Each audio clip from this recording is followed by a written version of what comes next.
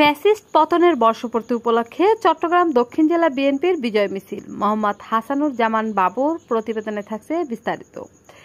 কেন্দ্রীয় কর্মসূচির অংশ হিসেবে চট্টগ্রাম দক্ষিণ জেলা উত্তর ও উত্তর জেলা বিএনপি ও চট্টগ্রাম মহানগর বিএনপির কর্তৃক আয়োজিত আজকের বিজয় মিছিলে যোগদানের জন্য আজ 6 আগস্ট চট্টগ্রাম মহানগর ফিরিঙ্গি বাজার ফিশারি ঘাট থেকে চট্টগ্রাম দক্ষিণ জেলা বিএনপির উদ্যোগে এক বিশাল বর্ণাঢ্য মিছিলের আয়োজন করা হয়।